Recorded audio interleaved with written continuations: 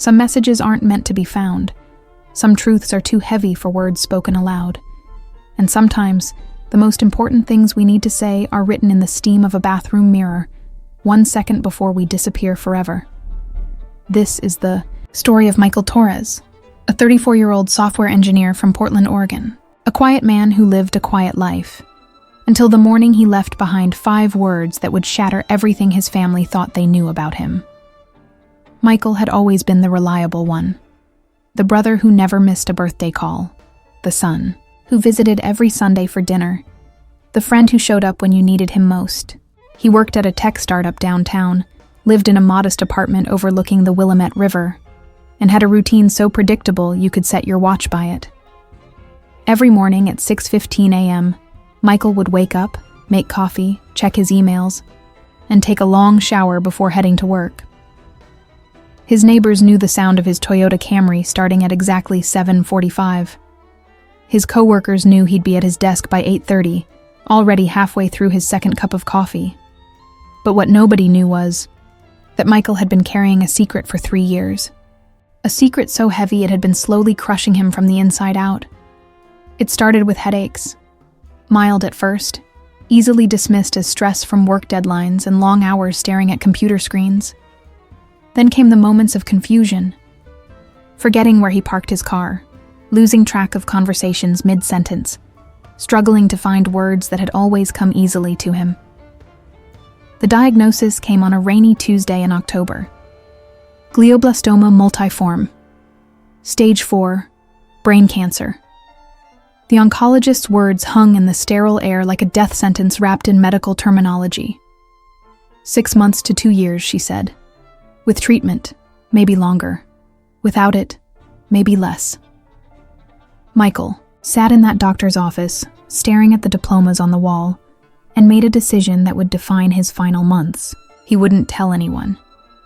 Not his parents, who had already buried one child when Michael's younger sister died in a car accident 5 years earlier.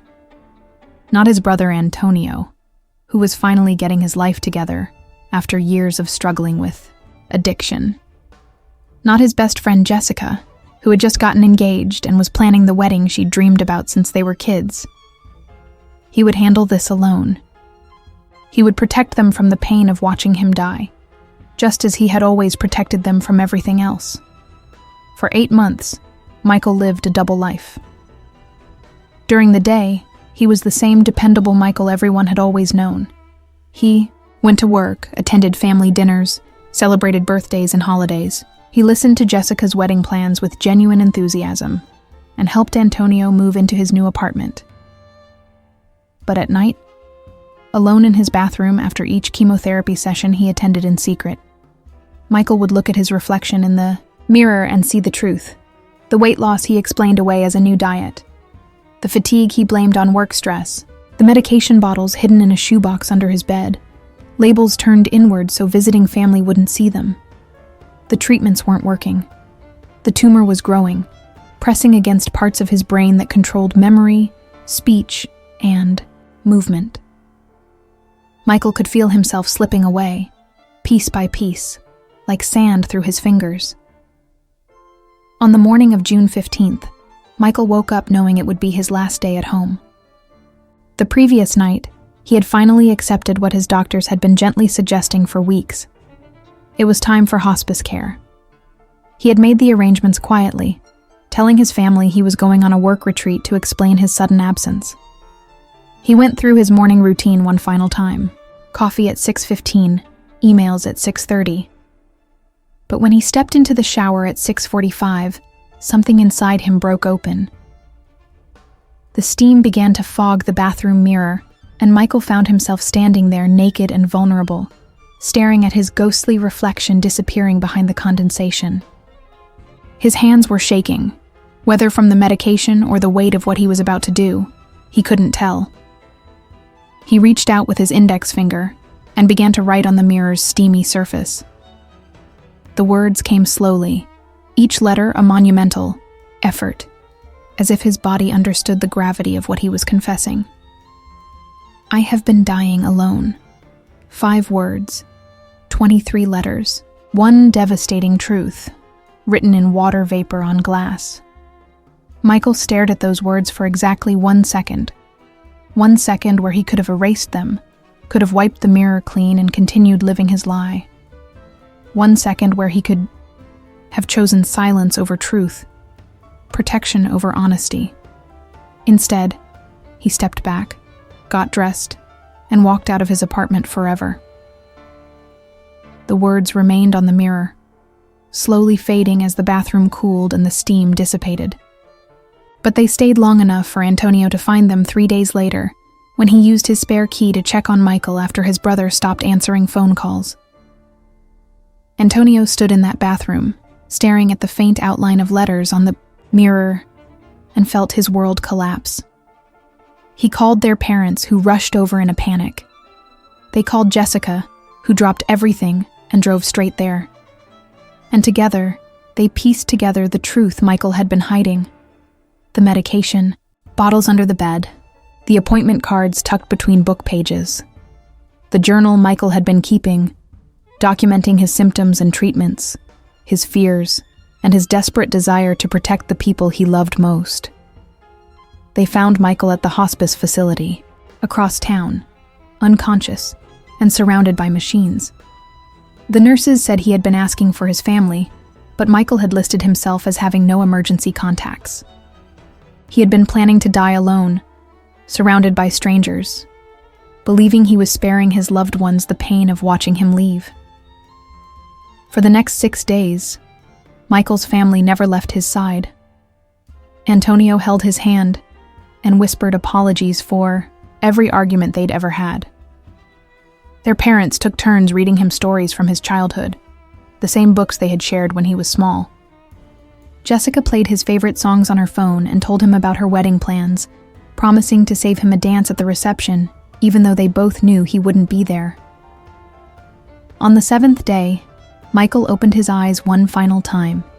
He looked at each of their faces, and in that moment, he understood what he had almost stolen from them.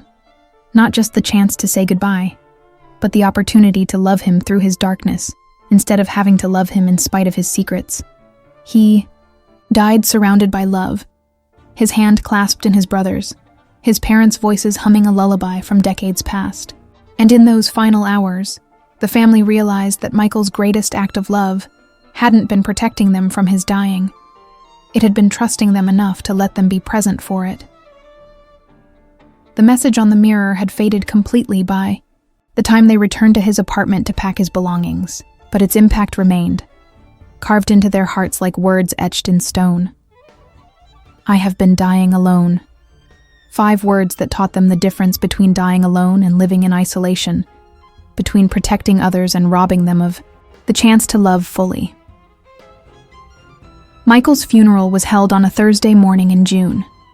The service was packed with people whose lives he had touched, co-workers who never knew he was sick, neighbors who had always thought he was just the quiet guy next door, friends who wished they had been given the chance to support him through his darkest moments.